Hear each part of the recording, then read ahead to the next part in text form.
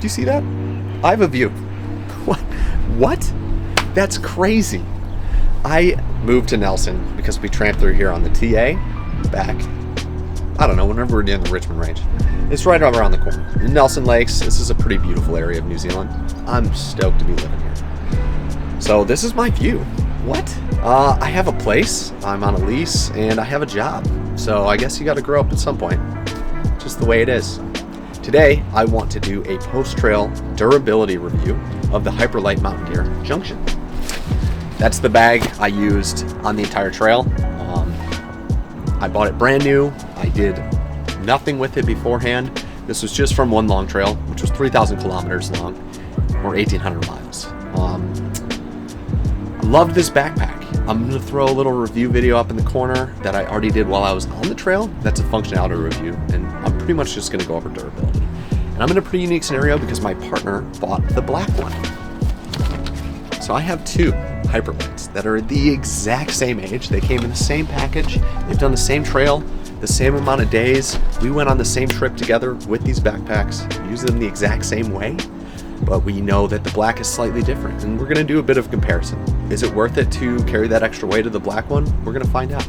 But first thing, we're gonna have to clean these bags because they smell terrible. I can't even keep them in my closet. I have to keep them in the garage because they stink so bad. So we're gonna get into the garage and we are gonna clean these things. We're gonna get them all set up, go through that process, and then we're gonna talk about durability. And is the black one more durable than the white one? And which one should you spend your money on? Let's get into it. So the first thing we wanna do is find a container to soak them in for a little bit. This is where we're gonna scrub everything down. And with the backpacks themselves, there's a ton of weird debris that gets caught in these little corners. We're gonna give those a shake. To take care of that, you can remove the frame stays from the inside of the backpack. There's two of them, and they're in a Velcro pocket. They look like that. That makes it so you can just fold it, shove it in. My container is only large enough to do one at a time, so I'm gonna run through that. It's best to use cold water and not hot or warm water because these backpacks have tape seams, and if you use hot water, it will heat up the adhesive, and that adhesive will come right off the backpack. So make sure you're using cold water. I know it really doesn't do as good of a job cleaning some of that bacteria, but get it in there, and then use a very mild detergent. Something maybe plant-powered or plant-based if you can.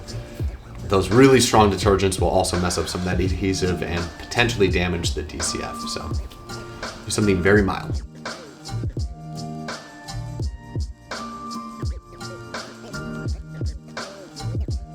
Now that we're fully submerged, use a little scrubby, if you got one, to just hit some of those hard to reach places. Really the smell zones, fabrics, things like that. If it's really gross, maybe just give it a soak for a little while. And that's what I'm gonna do with this one because it is really gross. Once it's all set, you're just gonna pull it out, give it a rinse, a real good rinse, and hang it up and let it completely dry before you put those frame stays back in. And if you are scrubbing this thing, be careful around those seams and those taped edges so you don't peel that adhesive up. Those are all on the inside of the backpack, so be careful of that.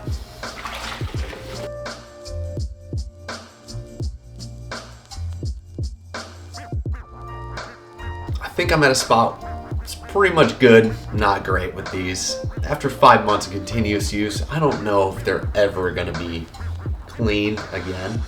We've made some big progress, and this water is brown. I'm gonna give them a quick rinse, and then I'm gonna hang them up, and that's that. It's pretty simple. The more often you do this, the better success you're gonna have with cleaning it, and the longer your backpack's gonna last in general. So let's get these things hung up, and then we'll get into the review. Alrighty, dried the bags out, ran into some inclement weather, a bit of an outdoor rain delay. This is the backpack. This is where we're at. It's cleaner, but it's still not that clean. I think it's just stained permanently. It definitely smells better though.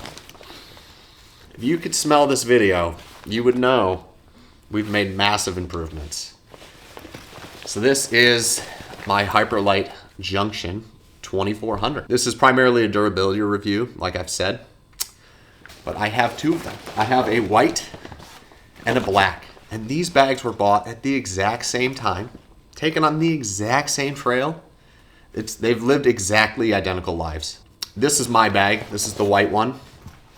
And the only real difference between these two bags is the pocket configuration. So the Junction has non-mesh side panels, but that outer one is mesh. And the Windrider is all mesh pockets on the outside. And this one happens to be black.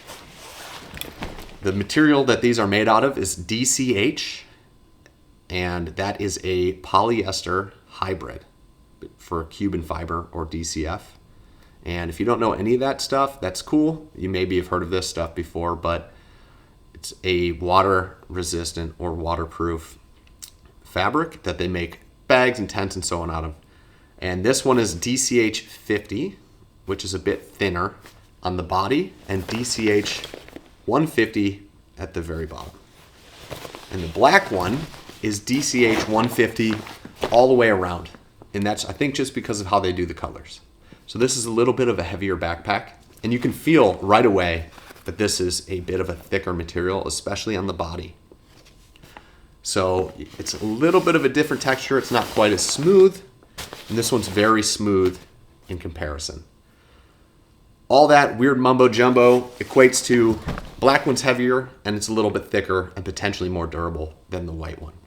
The white one is what I was using primarily on the trail, and I was most concerned with this mesh pocket. That's why I went with the Junction, because I didn't want to have mesh on the sides as well, because I knew I'd be schwacking at some point in my life.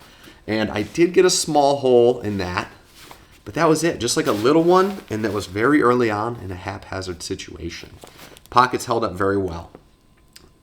Primarily, I want to talk about the difference in durability between these two backpacks and how they held up overall. I was pretty impressed across the board with how strong this backpack ended up being, given the material. It's honestly scary when you touch DCF or DCH for the first time. It's so thin, it's so light, but it is so strong. I did get a couple of little punctures in this backpack, which is to be expected, but after 5 months on trail, day in and day out, I cared less and less about the longevity of this pack and just getting through the trail. So I was rough and tough on it, especially the last 2 months. It rolled away from me down a hill or two. Partner fell a few times, beat these things up pretty bad, but they held up overall very well.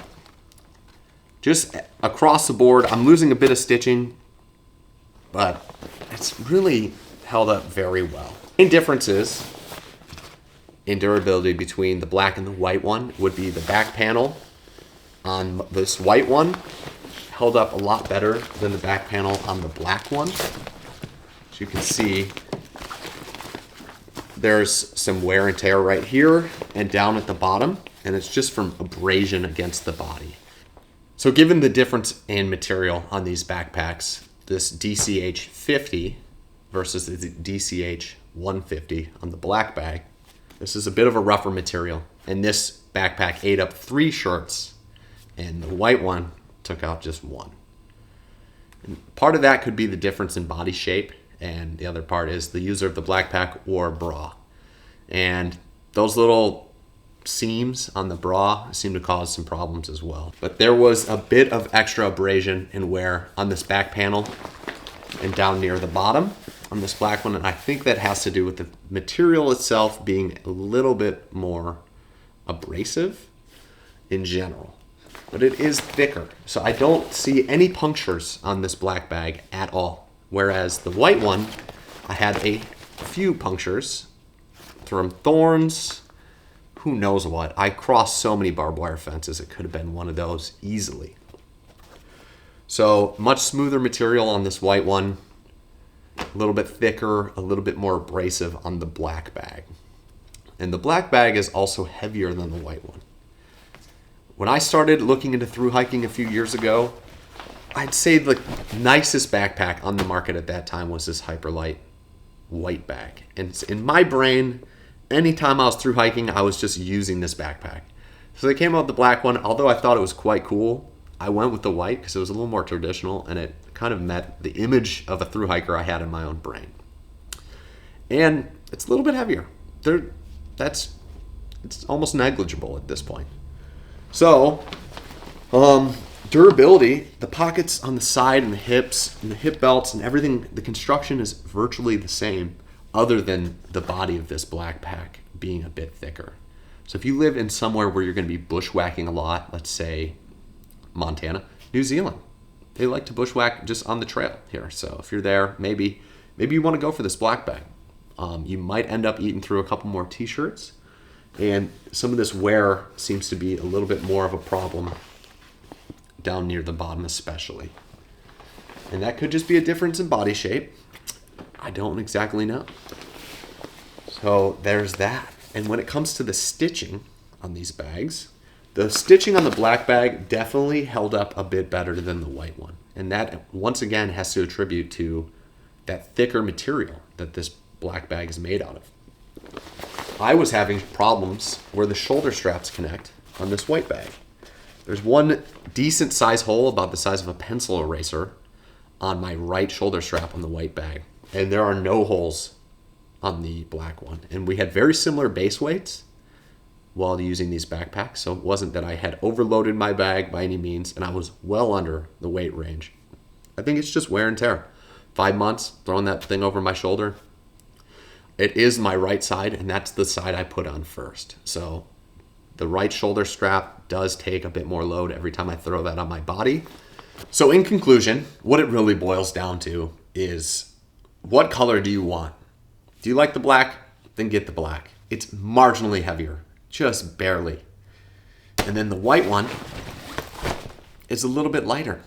And if that's something you're really taking into account, maybe go for that. Although these backpacks held up way better than I would have imagined initially, I thought they would be completely trashed at the end of the trail. I'd be duct taping them together, hoping for the best, maybe getting a stitching kit.